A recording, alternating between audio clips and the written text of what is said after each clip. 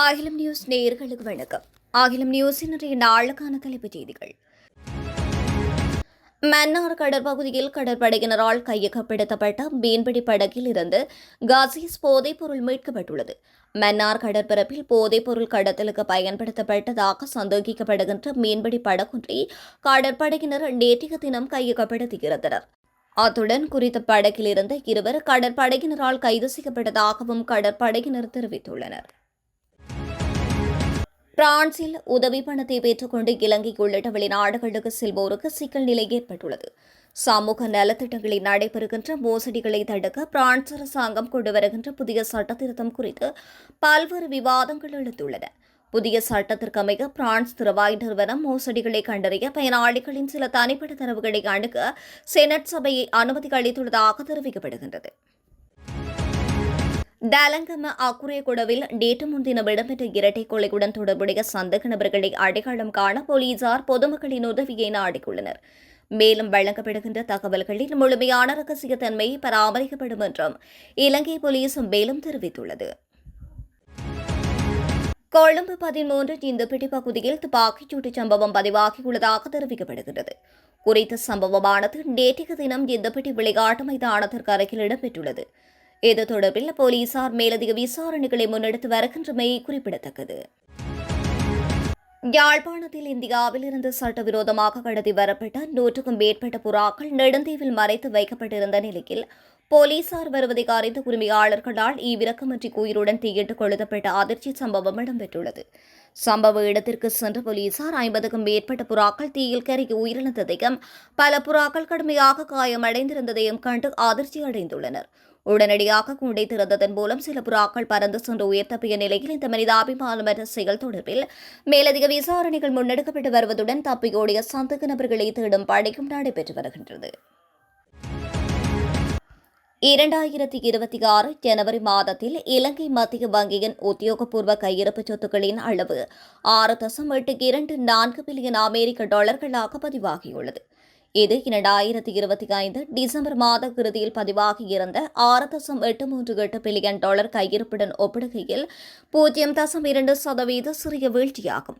எவ்வாறாயினும் இலங்கை மத்திய வங்கியின் தங்க கையிருப்பு 2025 டிசம்பரில் காணப்பட்ட 86 மில்லியன் டாலர்களில் இருந்து 2026 ஜனவரியில் 109 மில்லியன் டாலர்கள் வரை 21.6%-னால் குறிப்பிடத்தக்கதாக வளர்ச்சியை எட்டியுள்ளது. மன்னார் கடற்பரப்பில் போதைப்பொருள் கடத்தலுக்கு பயன்படுத்தப்பட்டதாக சந்தேகிக்கப்படுகின்ற டிங்கி படகொன்றை கடற்படையினர் கையகப்படுத்தியுள்ளனர். குறித்த படகில் இருந்த இருவர் கடற்படையினரால் கைது செய்யப்பட்டுள்ளதாக தெரிவிக்கப்படுகின்றது. குறித்த டிங்கி படகிலிருந்து போதைப்பொருள் என்று சந்தேகிக்கப்படுகின்ற 2 பொதிகள் மீட்கப்பட்டுள்ளதாகவும் தகவல்கள் தெரிவிக்கின்றன. குறித்த சந்தேக நபர்களிடம் தற்போது கரைக்கு அழைத்து வரப்படுவதாக கடற்படை தெரிவித்துள்ளது. இலங்கையில் மக்களில் 10% சிறுநீரக நோயாளர்கள் தங்களுக்கு நோய் இருப்பதை அறியாத நிலையில் உள்ளதாக சுகாதாரத்துறையினர் தெரிவித்துள்ளனர்.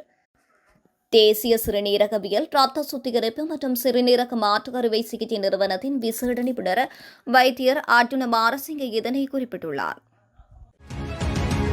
வவுனியாவில் நேற்று நடந்த இருசக்கர வாகன திருட்டுச் சம்பவத்தில் ஒரு பெண் உட்பட 3 நேற்றைய தினம் கைது செய்யப்பட்டதாக வவுனியா போலீஸ் நிலைய குற்றத்தடுப்பு பிரிவு தெரிவித்துள்ளது.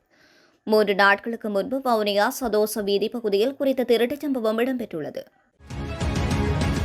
வெளிநாடுகளில் வசிக்கும் இலங்கையர்களுக்கான EBMD திட்டத்தினை அறிமுகப்படுத்திய முதல் ஆண்டில் 8,027 பேர் பயனடைந்துள்ளதாக தெரிவிக்கப்பட்டுள்ளது. அரசாங்கத்தின் அரசு சேவைகளை டிஜிட்டல் மயப்படுத்தும் வேலை திட்டத்தின் கீழ் வெளிநாடுகளில் வசிக்கும் இலங்கையர்கள் தங்கள் பிறப்பு, திருமணம் மற்றும் இறப்புச் சான்றிதழ்களை பெறுவதற்கு அறிமுகப்படுத்தப்பட்ட குறித்த திட்டம் தற்போது 62 தூதரகங்கள் மற்றும் உயர் ஸ்தானிகர் ஆலயங்களில் வெற்றிகரமாக செயற்பட்டு வருவதாக தெரிவிக்கப்படுகின்றது. இன்று கொழும்பு ஆர் பிரேமதாஸ் மைதானத்தில் நடைபெறவுள்ள இந்தியா மற்றும் பாகிஸ்தான் அணிகளுக்கு இடையிலான T20 உலகக்கிண்ண போட்டியை முன்னிட்டு கொழும்பு காவல்துறையினர் விசேட பாதுகாப்பு ஏற்பாடுகளை முன்னெடுத்துள்ளனர். மைதானத்திற்கு செல்வோருக்கு பல பொருட்களை கொண்டு செல்ல கடும் தடை விதிக்கப்பட்டுள்ளது.